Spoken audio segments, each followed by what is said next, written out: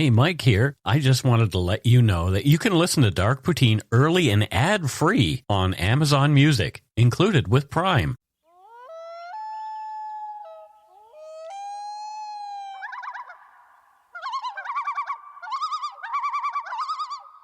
Welcome back to Dark Poutine. I am Mike Brown. And this is Matthew and Steve. Matthew and Steve, is he snoring away there again?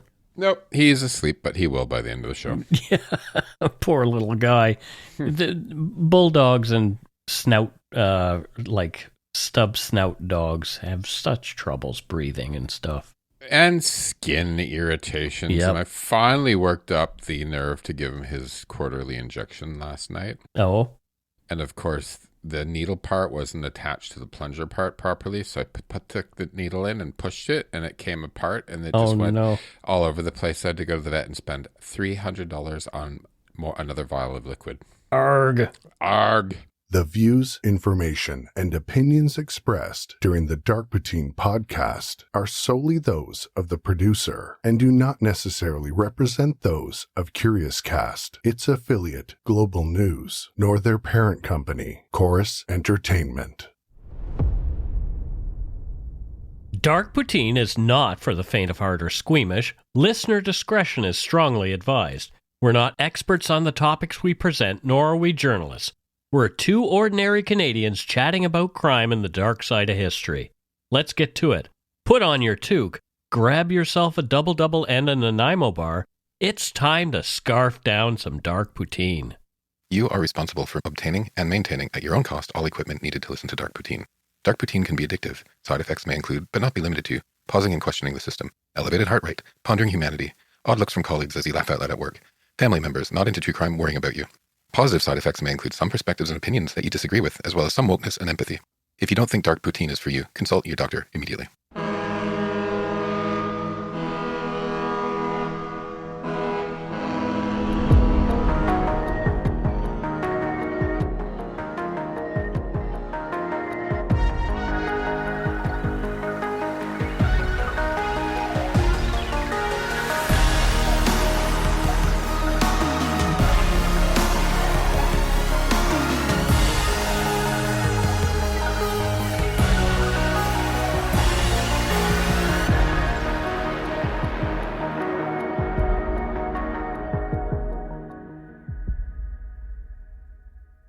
In the previous episode, we explored the shocking murder of Tim Bosma and the subsequent trial that brought two killers to justice. However, their trail of violence did not end there. In this second installment of our three-part series, we delve into the tragic case of Laura Babcock, 23, whose July 2012 disappearance from Toronto was eventually attributed to Dellen Millard and Mark Smich. We'll learn a bit about Laura's life, and examine the circumstances surrounding her vanishing and the painstaking yet unsuccessful search efforts to uncover her remains. You'll hear disturbing details that emerged during the trial for her murder, shedding even more light on the twisted dynamics between Millard, Smich, and their unfortunate victim. This episode serves as a prelude to the final chapter where we'll explore the most shocking revelation of all, that Dellen Millard also killed his father, Wayne, for his money. This is Dark Poutine, episode 318, Shadows of Deception, Part 2, The Murder of Laura Babcock.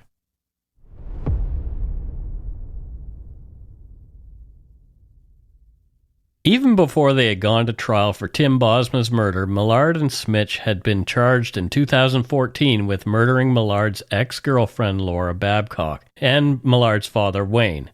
The series of events leading to these charges began with Bosma's disappearance, which quickly escalated into a major police investigation named Project Capella. This operation involved coordinated efforts among police forces from Hamilton, Toronto, Brantford, and Waterloo. You know, I think it's important that we tell Laura's story and eventually Wayne Millard's story. But I tell you, Mike, I'm going to be happy when we get to never say these guys' names again. Yep. They're a repugnant manifestation of criminality, I think is the best way of saying it. Right. I didn't add it to the script anywhere because it just didn't make sense. But Dellen Millard is so repugnant. His dog's name is Pedo. He's just he is an affront to everything that is decent. Yeah. He really is. Yeah. It's not very often.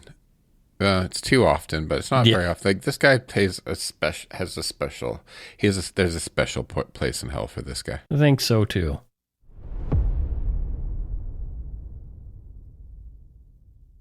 As the investigations continued with all the charges before the courts, the authorities remained largely silent on the specifics, adhering to the constraints of ongoing legal proceedings.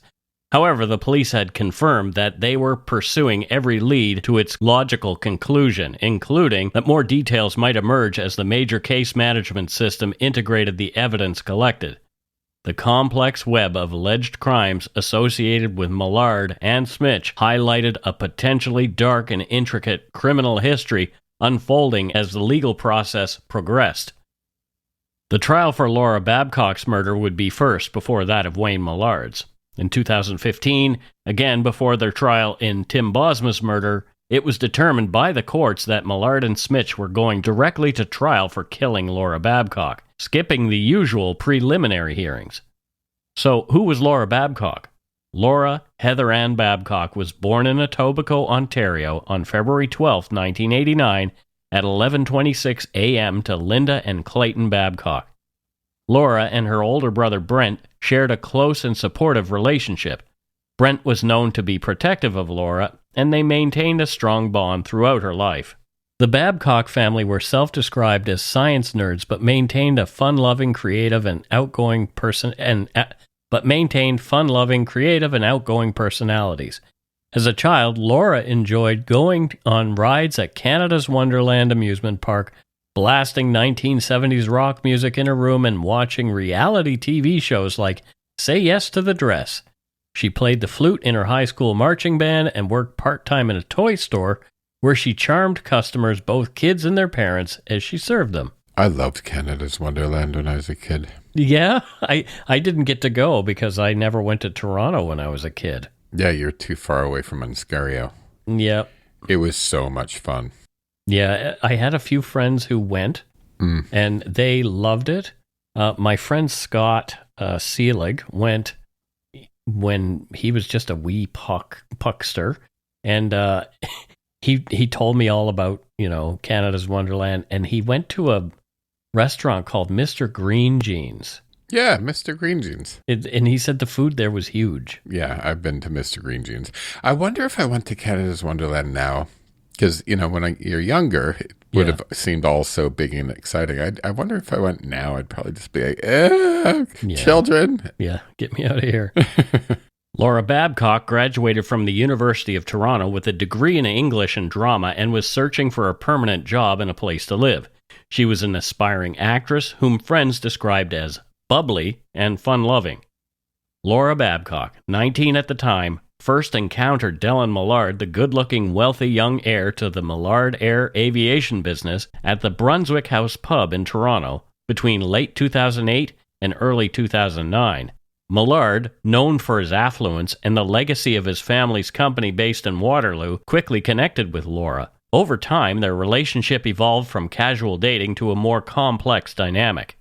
They eventually settled into a pattern where they were friends and engaged in an intermittent romantic relationship.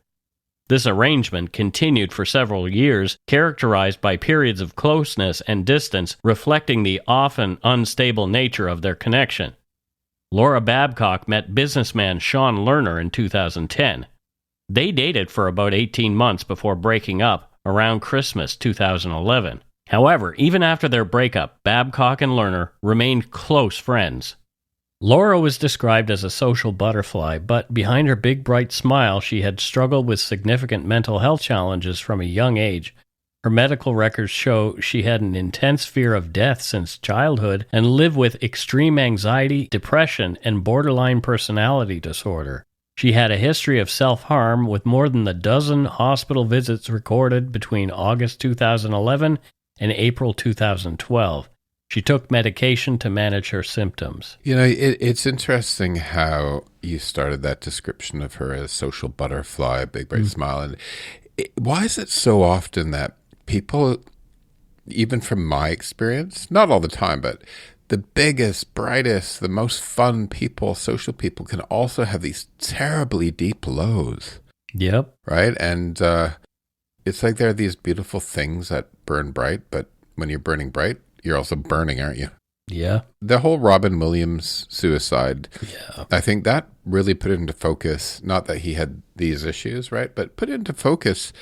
You know, we always think we know who's having a hard time, right? Mm-hmm. And we don't.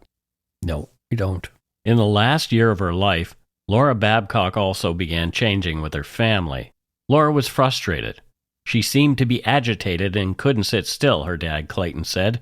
Asserting her independence, Laura struggled with the rules imposed on her by her parents. She hated that they expected her to be in at a certain time. Curfews, she thought, were for kids after all. Not long after her breakup with Sean Lerner in December 2011, Laura Babcock moved in with a new boyfriend named David Osterweel. However, that relationship turned violent and ended just a few months later when Laura went to the police and had Osterweel arrested for assault, theft, and the sexual assault of one of her friends stemming from an incident in February 2012. Since graduating from university, Laura Babcock had been struggling with her mental health issues becoming more severe as she saw different doctors seeking diagnosis and treatment. Just weeks before the incident with Osterweel, Laura had been caught shoplifting lipstick and harmed herself by banging her head against a wall when confronted.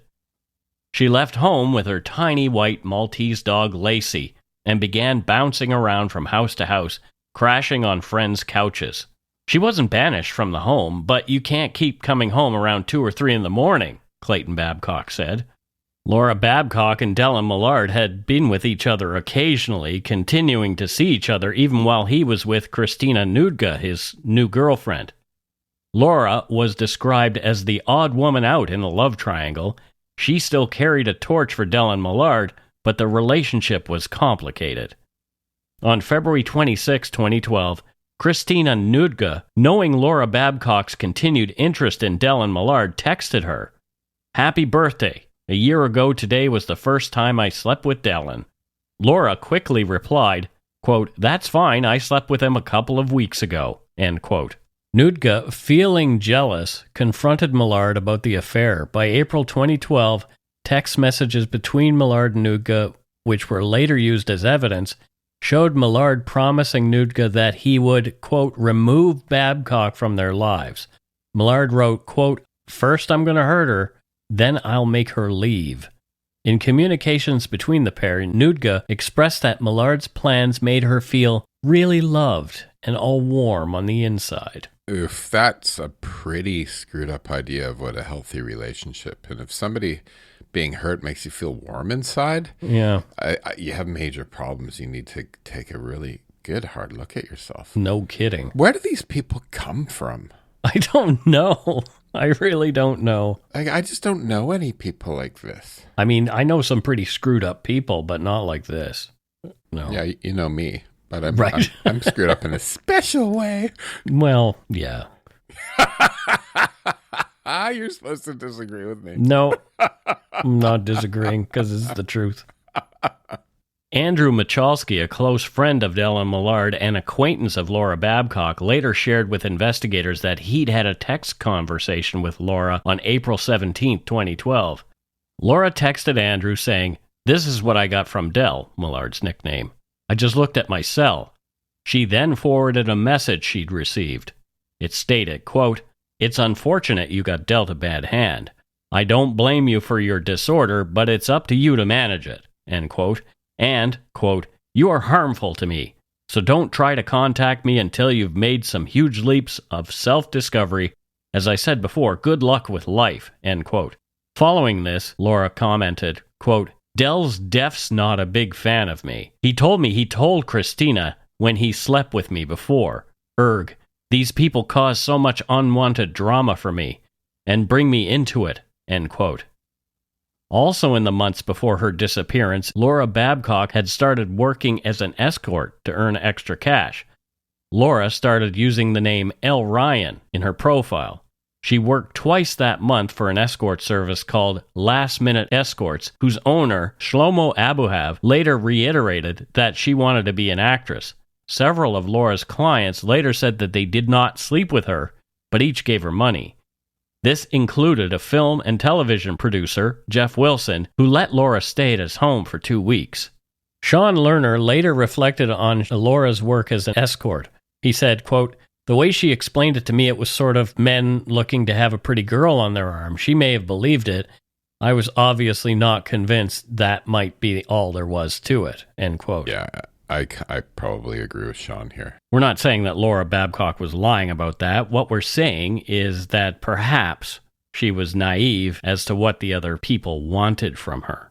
Laura's friend Megan Orr said that this new escort work brought a new strain to their friendship, although they remained in close contact. Megan told Laura to please just be safe.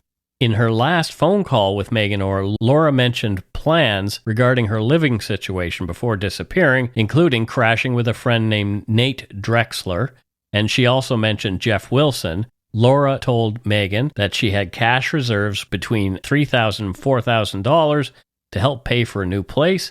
She expressed her feelings about her parents, describing them as strict but caring, and she mentioned that she did not have a passport because she'd lost it. She gave no indication she was planning on running away, nor to Megan did she seem to be suicidal as she had been before. She seemed to be out of the woods in that regard. Her description of her parents as strict but caring, really stood out to me. Why so? Well, I think it sounds like she knew that they loved her. Yeah, and I just really feel for her parents, or any parent who has a child that has some mental health issues like this, because it would be really hard to navigate. And, even when Steve's misbehaving occasionally, I get annoyed, right? Yeah. And that's just, a dog like wanting outside one more time, right? And to have, like, even if you understood it was a mental health issue and that you love and care, it would, it'd be hard to navigate. It'd be hard to deal with. And they probably, my assumption is there's probably not super good resources for people who have loved ones who have these issues. Yeah. Right? I remember Mom and Dad went through, Rachel, my sister, went through hell when I was going through my stuff. Yeah. I put them through my, whatever I was going through, put them through a lot of stuff. Yeah. So, yeah, absolutely. And my parents were the same way, strict but caring. I remember Dad saying, well, if you ever get into trouble and you end up in jail, you're on your own. And it was probably a good thing for him to say, Absolutely. Megan Orr said Laura was bubbly, outgoing, and amazing. She had many emotional challenges, but I understood her, she said. Sean Lerner and Laura met for dinner at a food court before she vanished. Sean gave her an iPad to search for apartments and put her in a hotel for a few nights. The last time Sean saw her was at the hotel where she was staying near Queen Street West, Roncesvalles Avenue, on June 26, 2012. One late June night, Jessica Trevors, a pastry chef, met Laura Babcock, who had just gotten out of a cab with her dog and luggage and was sitting on a park bench. Trevors introduced herself. Laura and Lacey, having nowhere to stay, were invited by Trevors to stay at her home for 4 days. That's the kindness of strangers right there. Jessica Trevors drove Laura back to her parents' home on June 30th, where they exchanged contact details. Later that day, Jessica called Laura to say that she had left behind some items at her apartment, which Laura promised to retrieve, but never did. Laura dropped her dog, Lacey, off at her parents' house with a shoebox containing cash. When the Babcocks returned home, they were surprised to see Lacey there, but Laura had already gone.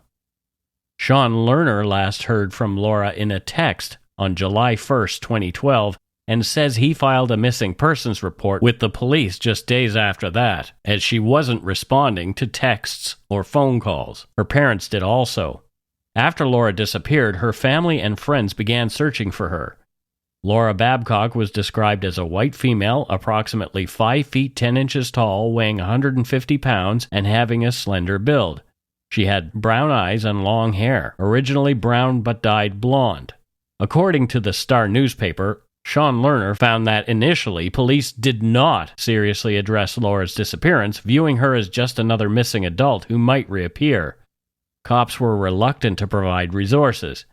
His revelations about her life as an escort, drug use, and recent strange behavior seemed to decrease police interest even more. Attempts to contact Sergeant Stephen Woodhouse, the lead investigator, were largely unsuccessful as Sean Lerner struggled with full voicemail inboxes and unreturned emails. Sean Lerner persisted, ultimately filing a formal complaint about the investigation with the Office of Independent Police Review Director.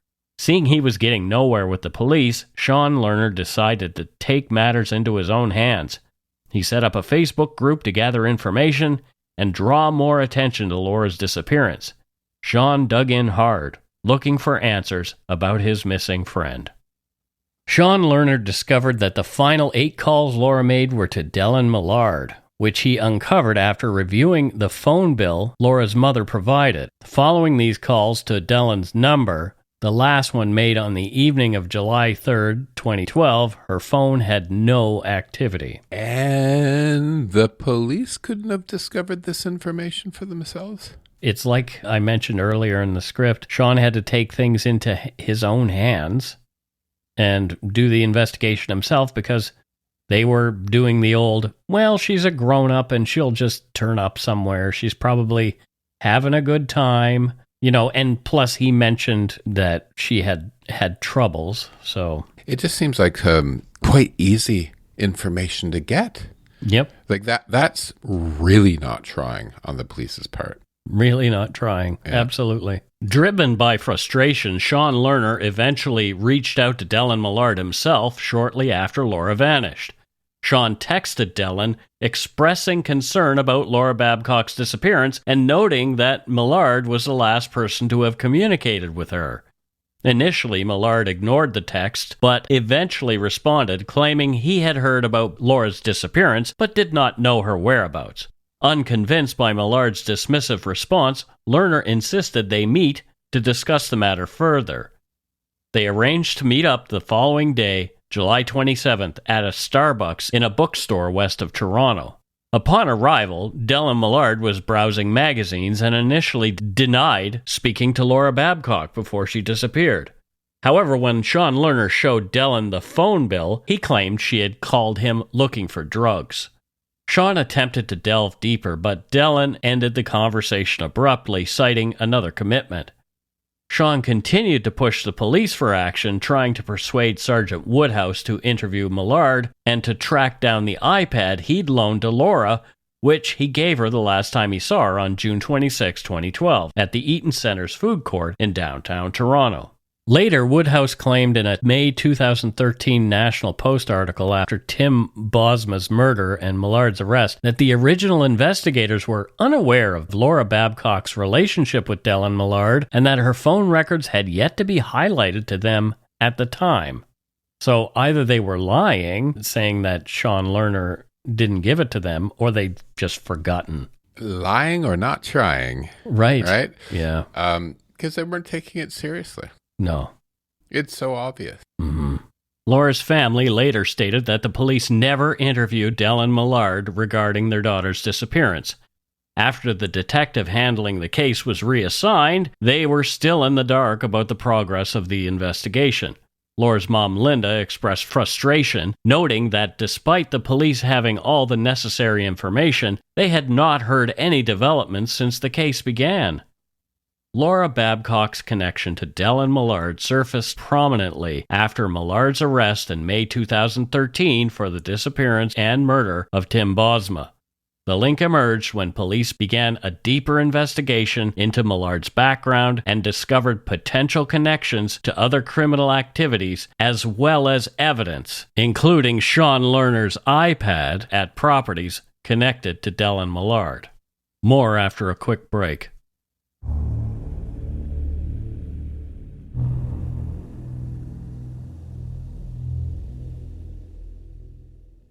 And we are back. Matthew, thoughts so far? Yeah, I didn't actually expect the part of the story here where the police really just dropped the ball. Didn't focus. Yeah. Didn't even pick up the ball, it seems. No. They didn't even pick it up, Mike. And, no. And again, it's the type of person that gets the focus, right? Yeah. So you have somebody who was involved in sex work, who had some mental health issues. Very briefly, I must say, this was early on in her foray into that. And, like Sean Lerner said, he wasn't sure what she was doing, but to her friend, she was saying she was just going out with people. And the people she was going out with said that they didn't have intercourse either. And you know me, Mike, I put no morality. Right. Yeah. Against that sort of thing, right? It's for me, it's it, but it's just like the minute that the police hear drugs and sex work, they write a person off. Oh, and sometimes mental health as well, mm-hmm. right? Mm-hmm. And this is just I actually haven't seen the not even pick up the ball so clearly before. Right? Before we've covered it before, but it's so clear because of this guy Sean. Good for him. He showed us how easy it was to get information, and they didn't even try. He wasn't even her boyfriend at the time. I mean, he's just her buddy. He's just a person that cared for her and realized somebody's got to take this up. As we mentioned before the break, police found evidence related to Laura Babcock while searching Millard's properties regarding Tim Bosma's murder. In June 2013, Toronto homicide detective Mike Carbone told the public they were looking at Dellen Millard and Mark Smich regarding Laura Babcock's disappearance. According to cell phone data on Millard's computers, Babcock and Millard exchanged text messages on June 30th. Cell phone data showed Laura Babcock and Dellen Millard met near a subway station around 6:30 p.m. on July 3rd. On that date, Laura's cell phone records enabled her cell phone to be traced from Kipling subway station in Toronto to the area of 5 Maplegate Court, Dellen Millard's home, between 5:40 p.m. and 7:03 p.m. Both their phones were tracked to Millard's house, where Smich's phone also pinged off a nearby cell tower. He was already there. Laura's last outgoing call was to voicemail at 7:03 that same evening. Her phone has never been recovered. Yeah, and look at that, right? Look at how much, just by starting to look at phones, look at how much information to the minute that the police are getting. Yep. Right? And they just stumbled on this. Right? They stumbled on this information about Laura while they're looking for somebody else. Yep. Police in the Crown theorized that as early as May 12, 2012, Dellen Millard had been planning to kill and dispose of Laura Babcock. Over a 2-month period, with the help of Mark Smich, Millard worked on acquiring an incinerator large enough to cremate a body. Millard told Shane Schlattman, a mechanic at his airport hangar, that he needed the incinerator to start a business with his uncle, Dr. Robert Burns, a veterinarian, to cremate dead animals. He also discussed offering a mobile incineration service to other businesses. However, Dr. Burns later stated that Dellen had never discussed this business idea with him and dismissed it as absurd, especially the concept of a mobile animal incineration service. Oh, Mike, your dad was a vet. Did he miss out on the extraordinarily lucrative concept of the mobile animal incineration service? Yeah, I think Dad missed out on that. Oh, you've got written here maize. Maize. So that's the marketing guy in me. It's corn. The new maize. It's very corny. Oh boy. Yeah, Ted didn't do that. Craziness. Initially, Dellen Millard had Shane Schlattman try to construct a homemade incinerator, but this attempt failed, and Mark Smich was believed to have been involved in its unsuccessful testing. By June, Dellen Millard had ordered a pre-made commercial incinerator delivered to the hangar on July 5th, 2012, after being shipped on June 20th, 2012. This incinerator was branded as the Eliminator. In the meantime, Dellen Millard had been looking to buy a gun from a man named Matthew Ward Jackson, who would later plead guilty to several offenses related to the illegal sale of firearms to Dellen Millard. At the beginning of 2012, Mr. Ward Jackson and Dellen Millard knew each other and primarily communicated through text. From February to December 2012, Mr. Ward Jackson, aka Isho, used 7 phone numbers to contact Dellen Millard, including at Mr. Ward Jackson's apartment near Royal York Road and Dundas Street in West Etobicoke. On July 2, 2012, Ward Jackson sold Dellen Millard a .32 caliber Smith & Wesson, serial number B14480, and marked .32 long CTG on its barrel. Cell phone records indicated that over July 1st to 3rd, 2012, Ward Jackson and Dellen Millard texted to negotiate and finalize the sale of the revolver. Millard purchased the Smith & Wesson between 7:48 and 8:07 on July 2nd, 2012. The following day, Laura Babcock went missing. That's pretty close to smoking gun, quite literally. Yeah, this gun will feature prominently in next week's episode about the murder of Dellen's father, Wayne Millard. Hey, Mike, can people who sell illegal guns be charged with some sort of manslaughter? I don't know of any cases. I'm sure maybe a lawyer, a criminal lawyer who listens may be able to tell us. But I would think if they illegally sell a firearm to an individual, there's grounds for that person perhaps to be charged with negligent homicide. Because that would make them maybe think twice about doing it. Right.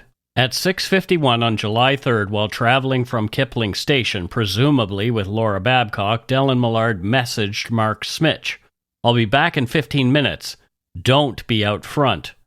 Later at 7:33, Dellen sent another text to Mark Smich, stating he was on a, quote, mission and would return in an hour. The two men commonly used mission to refer to their illegal activities. At that moment, Laura Babcock's and Dellen Millard's phones had moved away from 5 Maplegate Court and were heading north on Highway 427. The phones returned to the vicinity of 5 Maplegate Court by 8:21 p.m. By 10:20 p.m., Christina Nudga texted Dellen Millard saying, quote, "I'll see you Friday. Have fun doing big things," end quote. Even though Laura Babcock's body was never found, prosecutors theorized that she was murdered sometime between 7:33 p.m. on July 3, 2012, and the early morning hours of July 4th. Laura's sudden and mysterious disappearance supported this theory. After July 3rd, she had no further contact with friends and family she normally kept in regular touch with. Her bank account and credit cards, active before July 3rd, showed no activity after that date. When she went missing, Laura left behind $1,000 cash and her beloved dog, Lacey. Her cell phone, which she frequently used, had no outgoing calls or messages after 7:03 p.m. on July 3rd. Laura's cell phone stopped working at around 11 a.m. on July 4th before losing the signal. Location data showed it traveling along Lakeshore Boulevard near Lake Ontario. Phone records indicated Millard's phone took the same route at the same time. Prosecutors believed Dellen Millard threw Laura Babcock's phone into Lake Ontario. On July 4th, 2012, Dellen Millard texted Mark Smich at 10 a.m. saying, "I rolled my first spliff."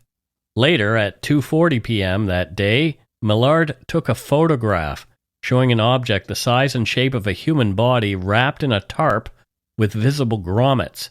When police discovered Millard's animal incinerator, the Eliminator, almost a year later during Tim Bosma's case, they found 5 grommets matching those in the tarp photo inside the ash.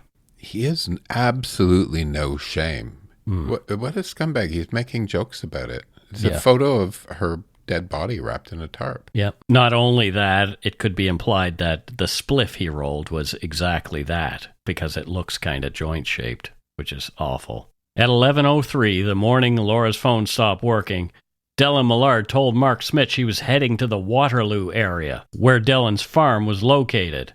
Prosecutors believed that it was then that Dellen Millard transported Laura's body to the farm.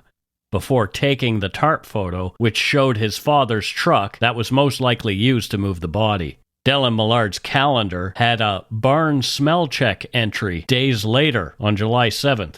On July 5th, the commercial Eliminator incinerator was delivered to Millard's hangar. Over the next weeks, he and Mark Smich worked to make it operational and built a trailer to make it more mobile.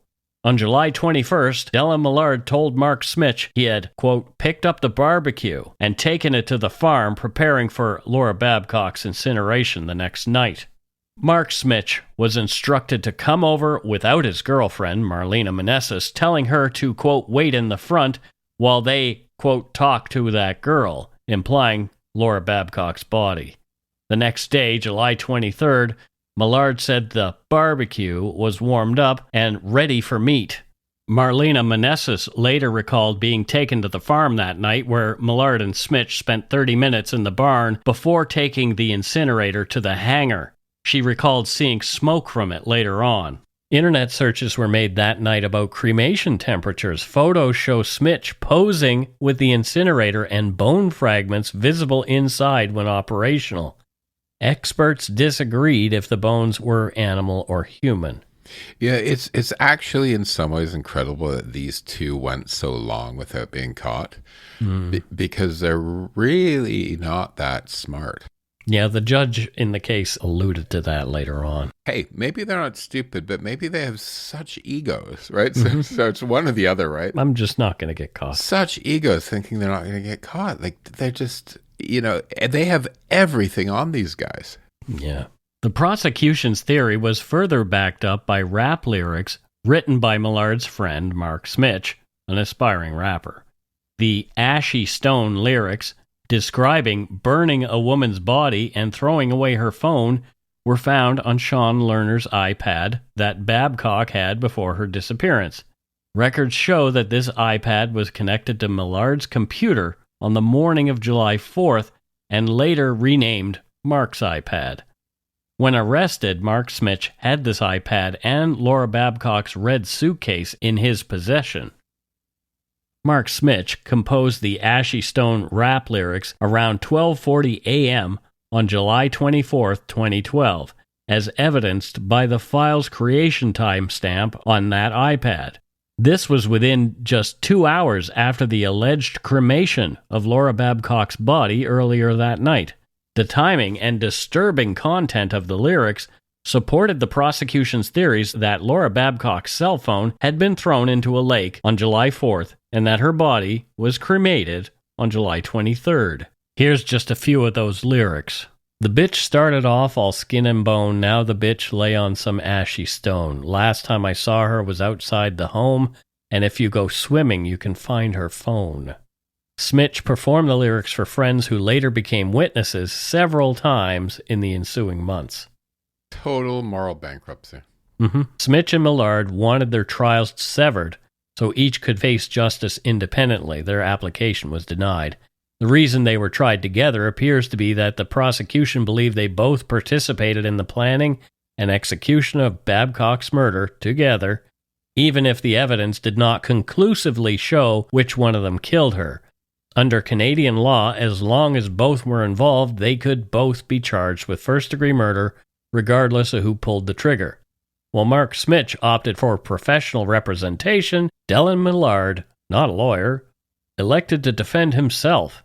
His first trial would be a first-degree murder charge, his own first-degree murder charge, a daunting task even for a seasoned attorney, let alone a novice and douchebag like Millard. I added douchebag, but I love it when morons like this, who have such oversized egos, think they can represent themselves. Yeah. It's like the hubris of it all, right? Yeah. I always think it's fantastic when they do this, because it's just like, you're going down. And like, I'm no dummy, and even I would never do that, right? No. The Crown's theory for the crime's motive was that Dellen had murdered Laura out of a love triangle involving his girlfriend, Christina Nudga, who was jealous of Laura Babcock's past intimate relationship with Dellen Millard. Key evidence included that July 4th photo of a tarp-wrapped object alleged to be Laura Babcock's body, Laura Babcock's borrowed iPad syncing to Millard's computer on July 4th, the Ashy Stone rap lyrics written by Mark Smich, which describe burning a woman's body, witnesses who heard Smich confess details of the crime or saw him perform the lyrics, and video of Smich with the incinerator and photos of suspected bone fragments inside it.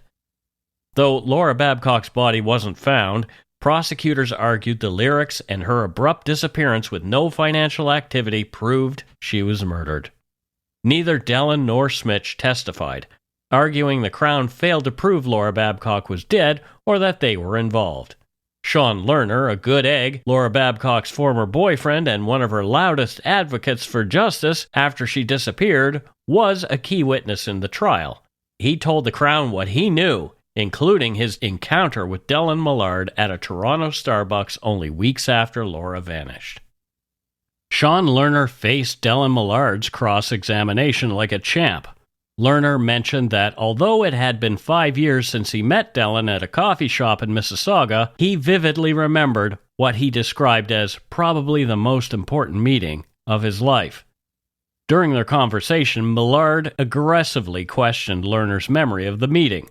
"I'm trying to get at your memory, your recollection, sir. You told us you have an average memory," Millard remarked. "I've been very explicit about my memory. This was a long time ago, but this was probably the most important meeting of my life, and there are things I can remember clearly, and I remember that clearly," Lerner replied. Millard also confirmed details about their discussions during that time, including Babcock's drug use and housing issues. Their earlier interaction at Babcock's birthday and subsequent visit to Millard's condo left Lerner with a negative impression, as Millard had supplied the drugs at the event. Throughout the questioning, Dellen Millard probed Sean Lerner about his opinions, prompting Justice Michael Code to clarify that personal opinions were irrelevant to the proceedings. During his cross-examination, Millard inquired, "Sean, you don't like me very much, do you?" To which Sean Lerner replied, "No." Dellen Millard continued, "Do you find me sketchy?" And Sean Lerner affirmed, "Yes."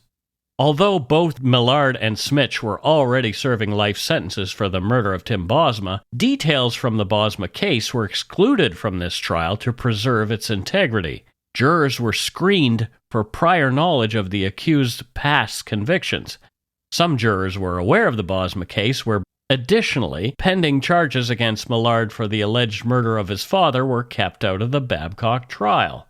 Regardless of what they didn't hear, the jury found both men guilty of the first-degree murder of Laura Babcock. From the Star newspaper, quote, "For Babcock's parents, though, the verdict brought little joy. The loss of Laura is no less painful today than when it was realized 5 years ago," said Clayton Babcock, Laura's father. "Like any parent that loses a child, we can only move forward with thoughts of what might have been. You all know what a wonderful woman she was, as well as all the pains and struggles she faced," Babcock said of his daughter.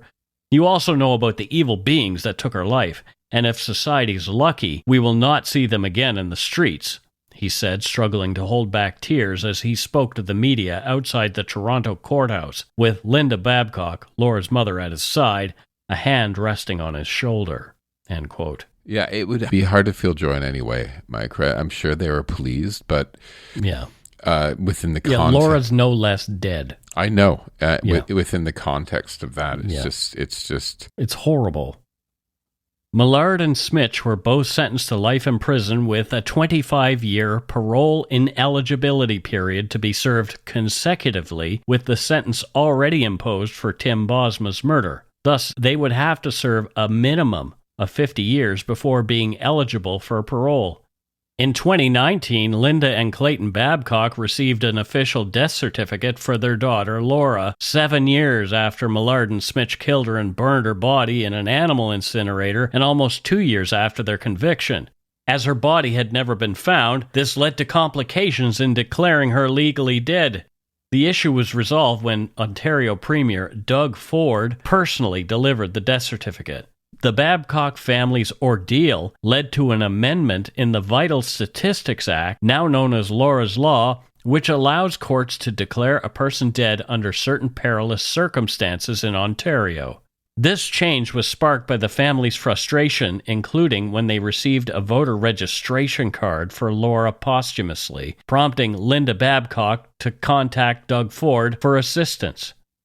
The family experienced mixed emotions upon receiving the certificate, feeling both the resurgence of their grief and a sense of security that it could prevent any legal loopholes in the ongoing appeals of those convicted. Now convicted of a pair of murders, Dellen Millard would face justice again, this time alone, for yet another murder, that of his father, Wayne Millard. In the final installment of this 3-part series, we'll learn more about yet another terrible crime committed by Dellen Millard. And that's it for Dark Poutine episode 318, Shadows of Deception Part 2, The Murder of Laura Babcock. Wow. Just one more on this troll. You and I both had nightmares about murders last night. Yeah, we did. Yep. It's because we've been recording some pretty heavy ones, I think, in some ways, right? Yeah, this one's in my head. I don't know why, particularly. Maybe it's because it's a multi-parter and we're immersed in it more so. But yeah, I barely slept last night. I was dreaming about horrible things. Yeah, horrible things. Me too. And I woke up thinking about Tim Bosma. Mm-hmm. Well, I was dreaming about Laura Babcock. So that's weird. Yeah. Anyway, let's get on to voicemails because that'll be a little lighter, I think. Yes.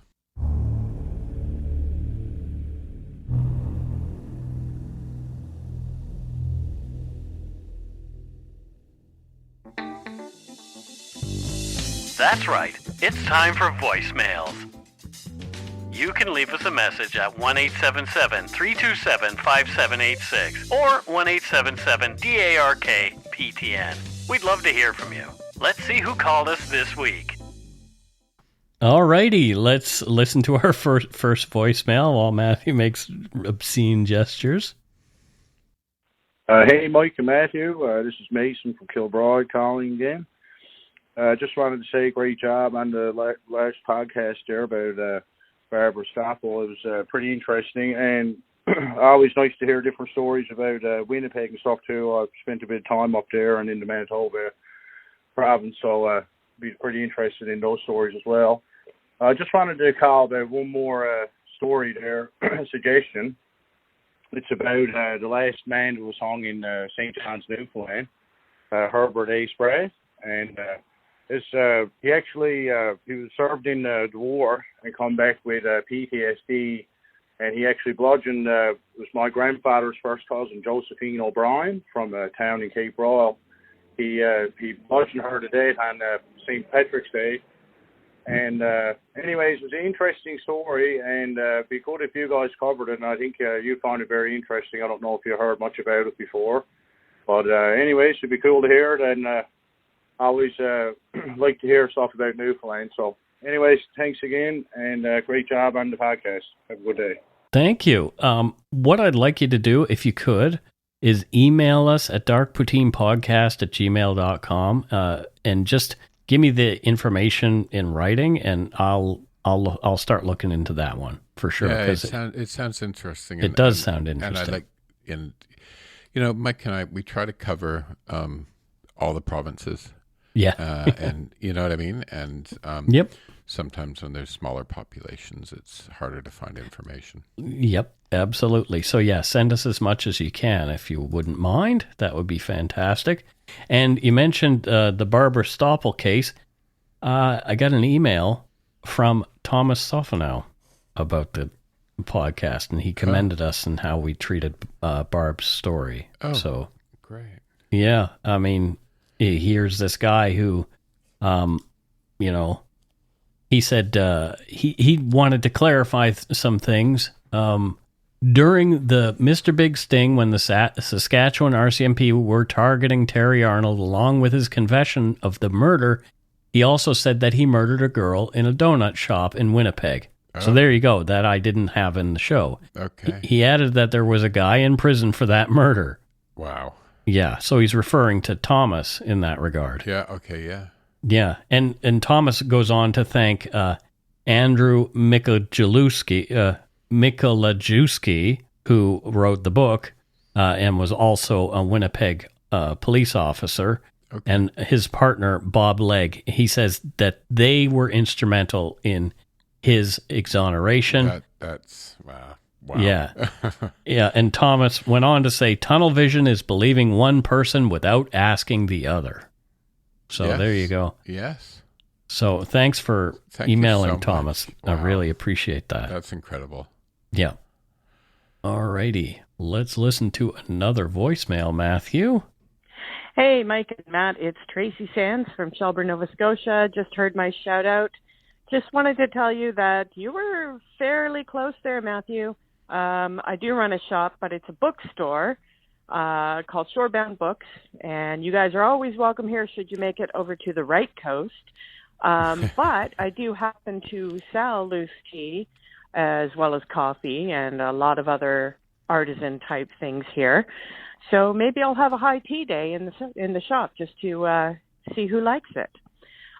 Just wanted to also note that in the episode I listened to, you talked about Mr. Big Stings, and I was curious to know more about that, and I've been reading up on it because I know that it was used in that case and in the Carissa Boudreau case, and I seem to recall a couple in Ontario, and wondered if you guys would consider doing an episode specifically on Mr. Big Stings across Canada and which ones worked and which ones didn't. Anyways, that's my suggestion. I hope you have a great day. Bye. I think that's a great suggestion, and I'm going to look into that. My friend Alan R. Warren wrote a book on Mr. Big Stings and a lot of the problems around them. So, did he? Okay. Yes, he did. So maybe it's time to have Alan come on and have a conversation with us about Mr. Big Stings, because I think that would be something. You know how absolutely frustrated I get with them. Yes, you do. And it'd be interesting to speak to him to hear. It's one of these things where it's like, yes, a lot of people have been caught, but they're so dangerous. Yeah, let's do that.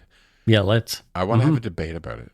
Yeah, for sure. So I'll start putting that together. I mean, it'll be down the road a bit. But yeah, I think it would be interesting. You mean you can't write it by tomorrow, Mike? No.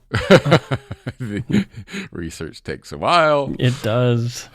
Yeah. This one in particular, these 3 episodes that we're working on right now, I've been researching almost since the beginning of the show because it's one of those ones, you know.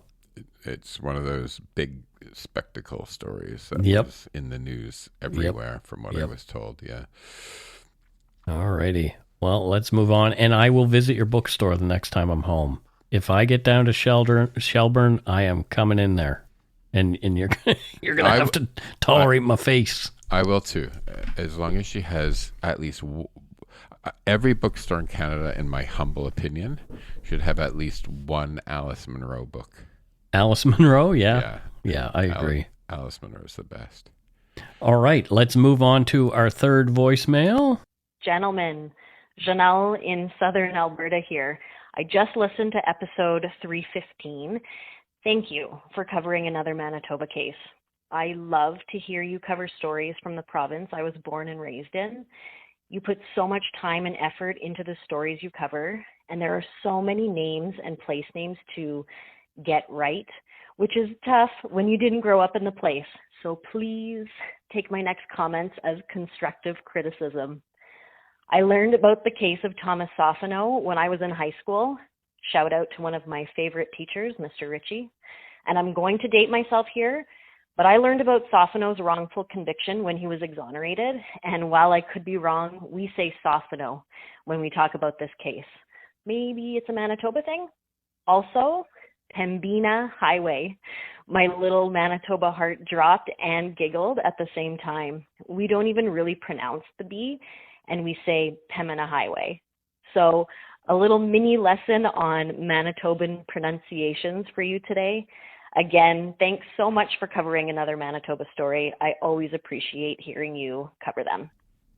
Yeah, well, Yeah, there's a lot of podcasts that will cover a Nova Scotia case, and they have to say words like Musquodoboit and Tatamagouche. So I was corrected the first time I was in Winnipeg when I pronounced it Portage and Maine. Portage. They're like, it's Portage in Maine. It's Portage in Maine. I'm like, actually, it's Portage. Yeah. Yeah. We don't mind those corrections, especially if they're given in such a nice way. Yeah. Yeah. If you're like, well, you get it wrong. Like, I don't give a shit. But it was lovely. Yeah. And shout out to your Mr. Ritchie. Was that his name? The teacher? Yes. Who was your favorite teacher? Well, I had a lot of favorite teachers, actually. I didn't have any that, like, this is the teacher kind of thing. Mr. Derrick was great. His daughter, Anne, actually is now on the Nova Scotia Supreme Court. Wow. He was great. Mr. Penny was great. Anne Stockdale, my other English teacher, she was great. Most recently, who someone's been on my mind, is Sandra Bergeron, my French teacher. Throughout high school, she just passed away. Oh, I'm sorry. Yeah, she had cancer, sadly. But she's the one who took us. She was also my running coach, and she's the one who helped to take the school students to Paris. So she really had a big heart, and she tolerated a lot of nonsense on that trip. She tolerated you in Paris? Yeah. Mm-hmm. Well, yeah, you owe her big time, man. Yeah. Yeah, and, she was a very, very kind person. You told me the shenanigans you got up to. But yes, I did. I got a lot of shenanigans. Anyway. That's it for this week's voicemails. Again, you can leave us one at 1-877-327-5786 or 1-877-DARK-PTN. We'd love to hear from you, even if it is just to say hi and to tell us to go shit in our hats. If you're stumped for what to chat with us about, a quick story is welcome.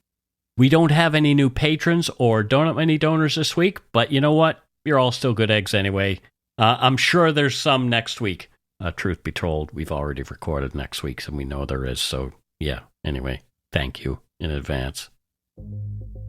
Thanks to all our patrons and donut money donors, past and present, for your generosity. It helps to keep the show going. You can become a patron of Dark Poutine at patreon.com/darkpoutine. For a one-time donation, you can send us donut money via PayPal using our email address, darkpoutinepodcast@gmail.com. If you don't already subscribe to the show, it would mean a lot if you did. You can easily find Dark Poutine on Apple Podcasts, Spotify, or wherever you listen to your favorite shows. If you haven't gotten yours yet, my book, Murder, Madness, and Mayhem, is available to order via a link on the Dark Poutine website. And speaking of darkpoutine.com, please check it out for show notes and other cool stuff. We'd appreciate it if you took the time to give Dark Poutine a like or a follow on Facebook and Instagram.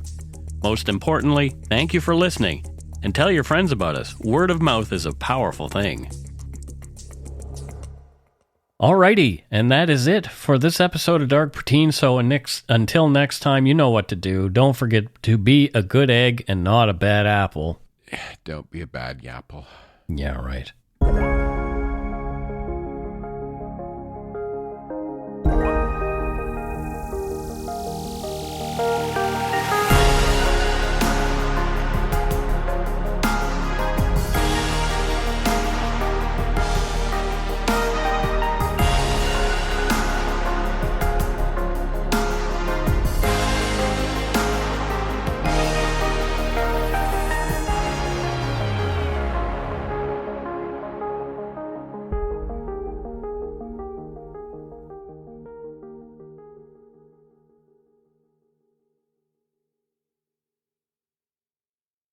New on Showcase. You were in a concentration camp in World War II. I was a young man locked up in a terrible place.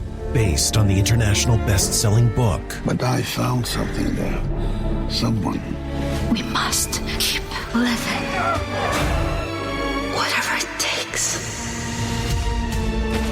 The Tattooist of Auschwitz. All new Sundays on Showcase. Stream on Stack TV.